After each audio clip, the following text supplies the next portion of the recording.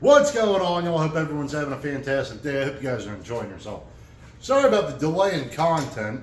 If you're new to the channel, definitely hit the subscribe button. I'm trying to beat Broken Poor Off-Road, or Broken Poor Trading Co. Excuse me. So trying to, beat him in subscribers, all that stuff. Subscribe if you're genuinely interested in the channel. Trying to get more time right now. We have tons of cars out back, out front, on the side, in the shop. It's a madhouse right now. Fun and exciting stuff. I'm in the middle of two different engine jobs, a concrete pump that has been a parts nightmare type deal, and then a third gen Camaro third gen Firebird, excuse me, getting a 383 stroker. I have a little bit left to do on it before I fire it up. Got to make some new fuel lines, and I believe put some new shocks on the rear end of the car and a few other things, and the car's ready to rock and roll and be test driven. So that's a fun thing. But I want to talk about some tools. I haven't talked about tools in a while, guys. And I really hate to bring this topic up. It's that Milwaukee word, that word. Well, I've got the Snap-on 14.4 stuff. I love it. Got the Ingersoll Rand electric. I love it. But buying more tools because I'm in a new side of the industry, working on cars with a new set of challenges. So, you kind of go on the tool truck and you see random stuff. And then you see something stupid like that. All the tools that Milwaukee has. Now, granted, I hate Milwaukee fanboys. It's like people that wear the Supreme stuff. It drives me insane, and say YOLO and Fleek and Bay and all that crap. But I get it. I get it. My first Milwaukee tool purchase ever made was this. Working on concrete equipment, this little grinder came in handy. I absolutely love this tool. Feels like a Fisher Price kid's toy, but my God, it works its ass off. Love it. Got this little 3/8 stubby, and that's where that socket went. Hooray for small miracles, guys. That came back in its home. I was looking for that. This thing's not bad. However, it's not a bad tool. I like my Snap-on CT761 a little bit better, but for the price point, I got this used. Guy returned it to the truck. It's in a lot nicer condition than this. I'll put some use on it. This is a handy little tool, stubby 3/8 gun. I mean, it's cool. Does its job. This is a fantastic tool. I bought this. This is a Milwaukee die grinder.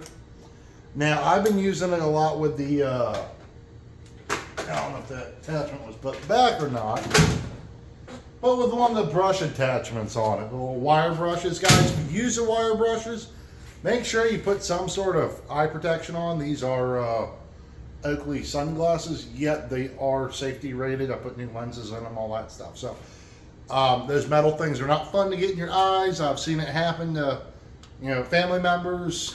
It's kind of funny because it's not you that's hurt, it's them. Watch them roll around on the ground a little bit, say some profanity, this, that, and the third. It's a fun time had ball except for them.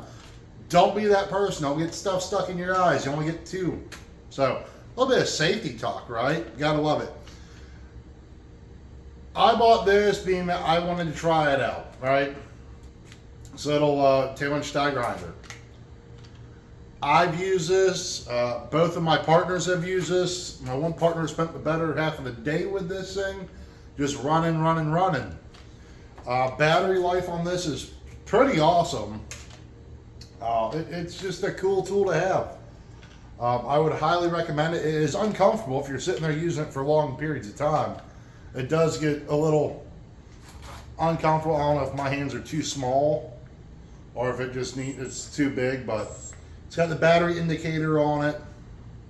Like I said, I'm not a Milwaukee fanboy. I'm not a fan of Milwaukee as a entity, I guess. We'll go with that, right? But you can't beat their selection of tools. Now, you know, sometimes we're here till late at night, you know, 7:30, 8 o'clock, 8:30 at night. It is what it is, right? Well, I've been wanting a new light because me being the wonderful person that I am, right? My partners will definitely agree with this. I have a bad problem with charging stuff, guys. Terrible problem with charging stuff. So lights, 90% of them that are in my toolbox are dead. Or I'll leave them on my Snap-on 14.4 light that hangs up over here. This little guy, batteries are usually dead. So I've been trying to do better with keeping more batteries on the charger, all that fun stuff. So, getting back to it. I've been eyeing it up on the tool truck and eyeing it up on the tool truck, this, that, the third, and I made a poor life decision. I bought one of these under frame lights or under body lights, and really have not used it underneath the car yet, which bought it the day after I ended up putting the motor in on the Firebird. So it was kind of getting dark out and having to put one of my headlamps up because it was the only thing I was charged. Go on the tool truck the next day, and this, you know, kind of comes in handy. It looks like a solid tool.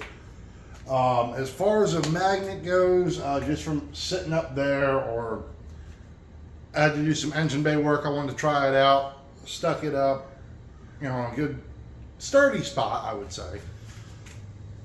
And kind of just moved this around to where I could see it's out of the way. It casts a good amount of light for where you're at. It's got different modes and whatnot.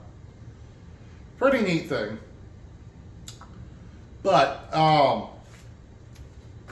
I'm looking forward to using it actually underneath a car instead of sitting up on the fender well. But yeah, the magnet seems a little weaker than my liking. But overall, it's a cool product. I'm happy I bought it. Which is scary. I'm happy I bought a Milwaukee product. You know, one of those fun things. But guys, I think I am becoming a believer in the red and black army.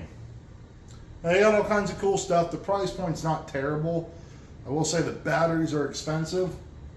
So, you know, if I can buy the kit, you know, might as well buy the kit. It's only $70 more than the actual tool itself. I get a battery and a charger. Well, I could, you know, do whatever I want with the charger, but I'll take the battery.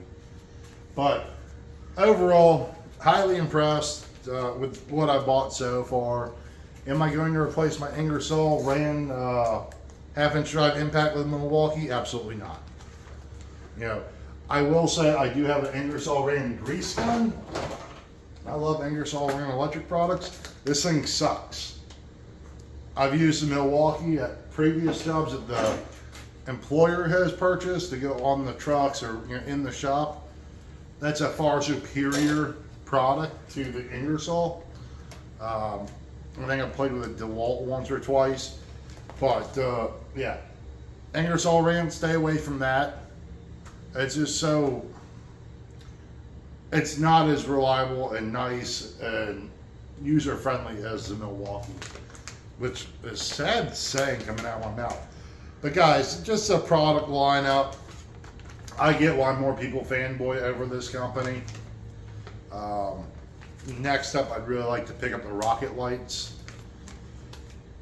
Overall, not a bad thing, especially with over 300 tools they have. Pretty cool thing. Just figured give my 2 cents on Milwaukee.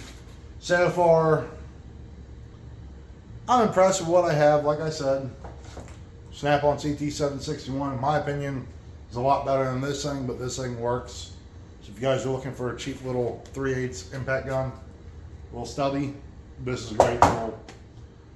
If you don't have one, I would highly suggest getting one of these. But guys, it's some of my input, I guess, for whatever it's worth. A little guys, thanks so much for watching. Take it easy, keep wrenching, and I'm gonna try to do better with keeping content coming out. So guys, take it easy.